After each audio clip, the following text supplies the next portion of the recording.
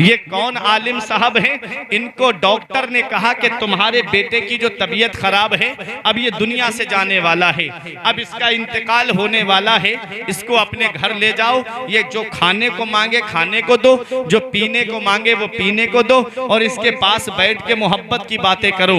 हजरत मौलाना गुलाम गौस हजारवी अपने बेटे को लेकर के घर पे आ गए, और जैसे ही घर पहुंचे तो बेटा सामने था।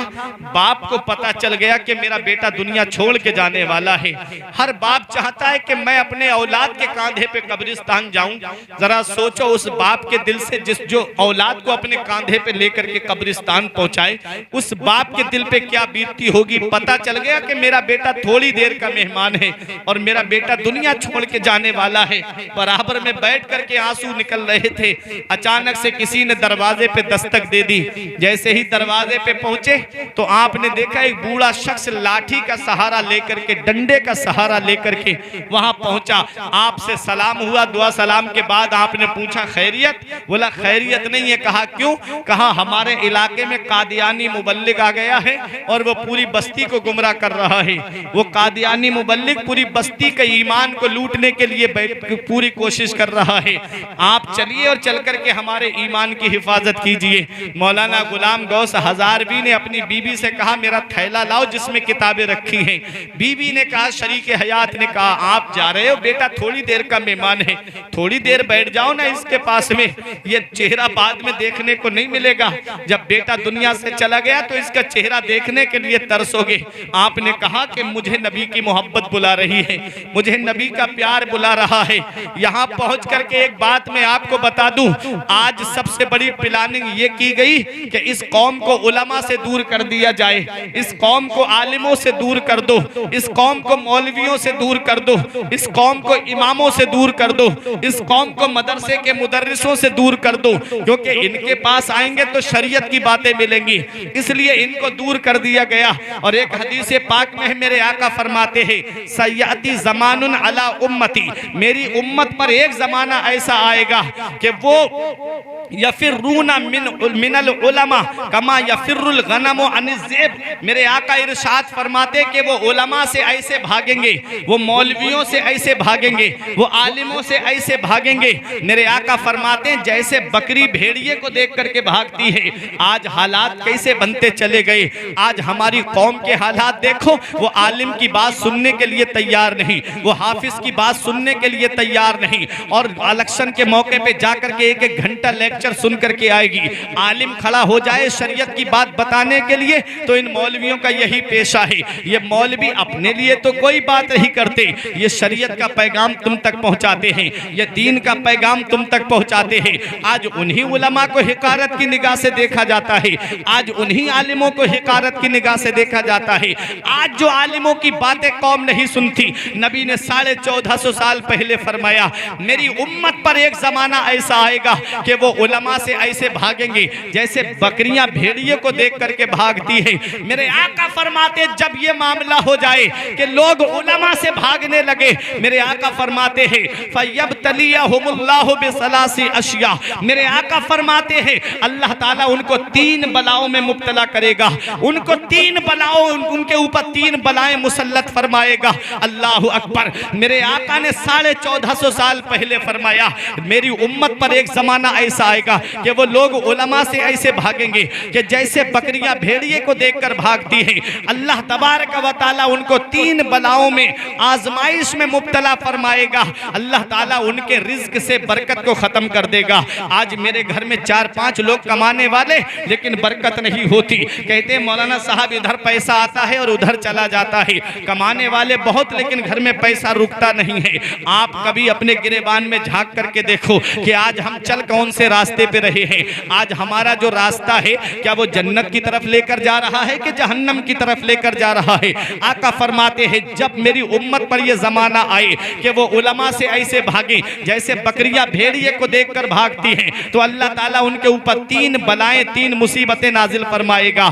3 चीजों में उनको अल्लाह मुब्तला फरमाएगा। सबसे पहली चीज जो है अल्लाह ताला उनके रिस्क से बरकत को खत्म कर देगा, अल्लाह उनके रिस्क से बरकत को उठा लेगा। और दूसरी बात मेरे आका इरशाद फरमाते हैं, आका ने इरशाद फरमाया अल्लाह ताला उनके ऊपर जालिम बादशाह को मुकर्रर कर देगा, जालिम हुक्मरान को मुकर्रर कर देगा।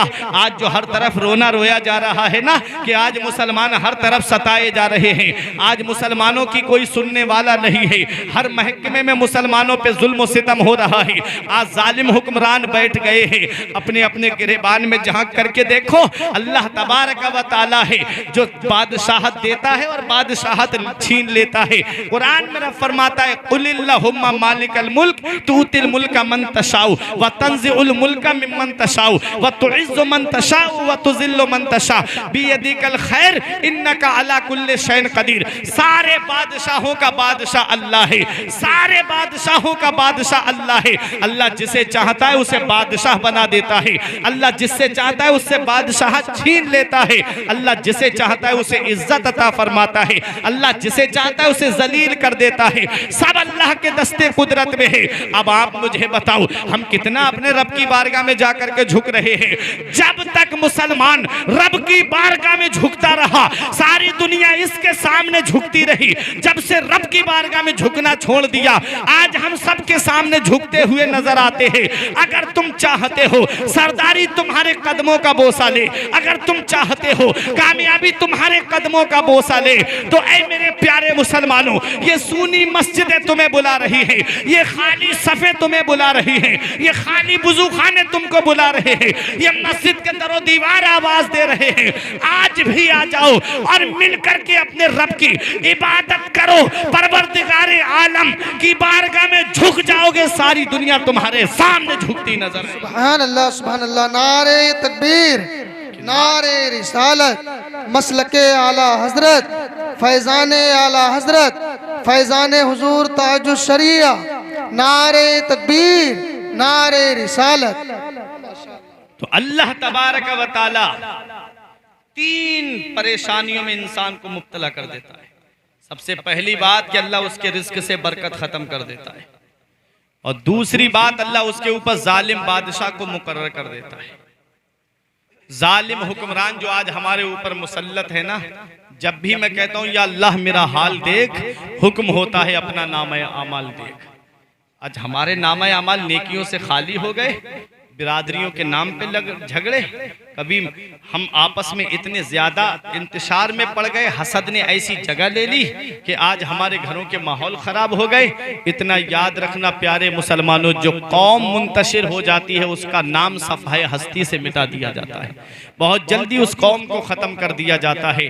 आओ मैं आपको पैगाम दे के जा रहा हूँ, मौलाना गुलाम गौस हज़ारवी, जब जब ये कौम परेशानी में मुब्तला हुई, ये आखिरी पैगाम देख रहा हूँ, जब जब कौम परेशानी में मुब्तला हुई तो कोई कॉलेज का प्रोफेसर इसके काम नहीं आया, कोई हॉस्पिटल का डॉक्टर इसके काम नहीं आया।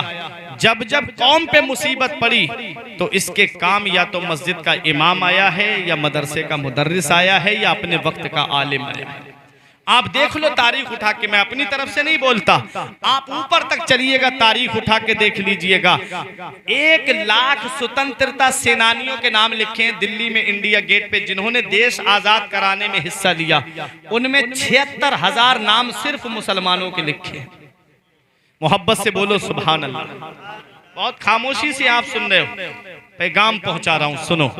76,000 नाम सिर्फ मुसलमानों के। एक अंग्रेज लॉर्ड का कहना है कि जब हमने आखिरी मुगल बादशाह बहादुर शाह जफर को दिल्ली के लाल किले से सुबह के वक्त गिरफ्तार किया, पहले उनको वहीं कैद में रखा, और जब उनको नाश्ते के लिए कुछ भेजा तो तबाक के अंदर उनके दोनों बच्चों के सर भेजे थे। दोनों बेटों के सर काट करके बहादुर शाह जफर के सामने तबाक में रख दिए, और उनको रंगून काला पानी भेज दिया जजीरा इंडोमेन। बहादुर शाह जफर और उनकी बीबी दोनों को वहीं पर भेज दिया, और वहां पहुंच करके उन्होंने एक गजल लिखी थी, कहा था लगता नहीं है दिल मेरा उजड़े दयार में, लगता नहीं है दिल मेरा उजड़े दयार में, किसकी बनी है आलमे ना पायदार में। उम्रे दराज मांग के लाए थे 4 दिन, 2 आरजू में कट गए 2 इंतजार में।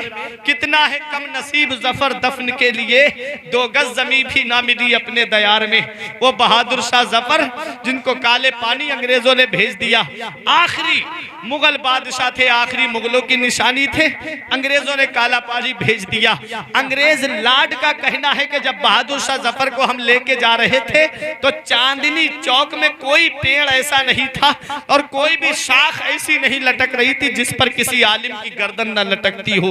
उलमाए किराम ने देश को आजाद कराने में कैसे कुर्बानियां दी है, मैं वो बता रहा हूं कि जब जब कौम परेशान हुई तो काम इसके आलिम आए हैं, जब जब कौम पे मुसीबतें पड़ी तो इस कौम के काम जो है वो उलमा आए हैं। बहादुर शाह जफर को गिरफ्तार करके ले जाने वाला अंग्रेज कहता है हमने चांदनी चौक पे दरख्तों पे नजर डाली तो आलिमों की गर्दनें लटक रही थी।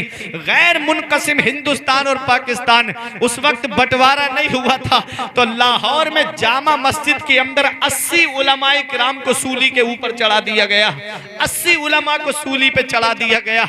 आप देखो, एक अंग्रेज का कहना है कि 200 के करीब उलमा को बोरियों के अंदर बंद करके लाया गया और ऐसे ही बोरी उठा के खोलते हुए तेल के अंदर डाल दी गई।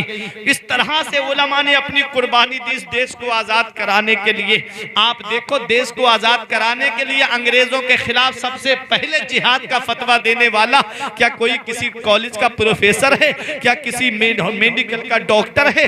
नहीं, सबसे पहले जिहाद का फतवा देने वाला अपने वक्त का मदरसे का पढ़ा हुआ अल्लामा फजले हक खैराबादी है, जिन्होंने सबसे पहले अंग्रेजों के खिलाफ जिहाद का फतवा दिया था। जब दिल्ली की जामा मस्जिद में तकरीर करते थे तो गैर मुस्लिम कहते थे इस मस्जिद के अंदर सुराख कर दो ताकि हम उस मुजाहिद को देख ले जो हमारे देश को आजाद करने की मांग कर रहा है, जो देश को आजाद कराने की आवाज उठा रहा है। वो अल्लामा फजले हक खैराबादी जिनको अंग्रेजों ने काला पानी भेज दिया, वो किसी कॉलेज के पढ़े हुए नहीं थे बल्कि एक मदरसे के पढ़े हुए थे। वो मौलाना इनायतुल्लाह काकोरबी जिन्होंने इल्म सेगा इल्म सर्फ की किताब लिखी, उनको अंग्रेजों ने काला पानी भेज दिया।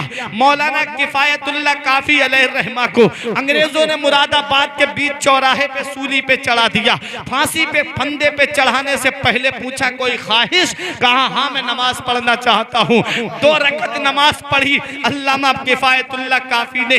उसके बाद जब फारिग हुए तो अंग्रेजों ने कहा कि बहुत जल्दी नमाज पढ़ ली, तो कहा कि नमाज इसलिए जल्दी पढ़ ली कहीं तुम लोग ये ना समझ लो कि किफायतुल्लाह मौत से डर गया है। अरे मैं नबी का आशिक हूँ, मैं नबी का दीवाना हूँ, मैं मौत से नहीं डरता हूँ। एक पैगाम दे करके गए कि कोई गुल बाकी रहेगा ना चमन रह जाएगा, कोई गुल बाकी रहेगा ना चमन रह जाएगा, बस रसूलुल्लाह का दीने हसन रह जाएगा।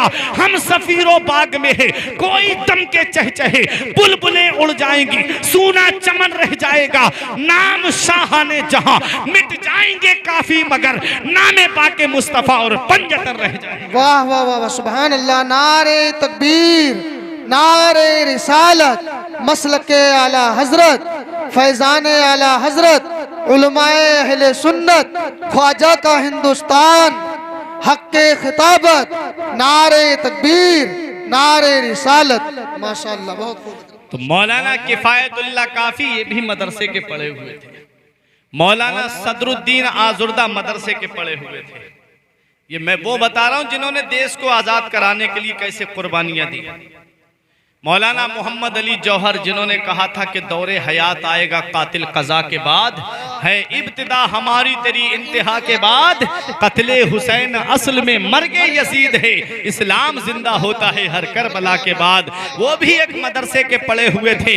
आला हजरत के दादा अल्लामा रजा अली खां जिनके खिलाफ अंग्रेजों ने वारंट निकाल दिया था कि कहीं भी मिले पकड़ लो, कहीं भी मिले पकड़ लो। आपको गिरफ्तार करने के लिए जब अंग्रेजी फौज के नुमाइंदे आए उस वक्त आप मोहल्ला जसौली के अंदर नमाज पढ़ने के लिए मस्जिद के अंदर गए। अंग्रेज जूते पहन करके मस्जिद में दाखिल हो गए। तारीख बताती है, इस्लामी हिस्ट्री हमें यह दर्श देती है कि आप नमाज पढ़ते रहे, अंग्रेज मस्जिद में घूमते रहे, आप अंग्रेजों को नजर नहीं आए। आप जब नमाज से फारिग हुए आप तो अंग्रेजों को देख रहे थे, लेकिन अंग्रेज आप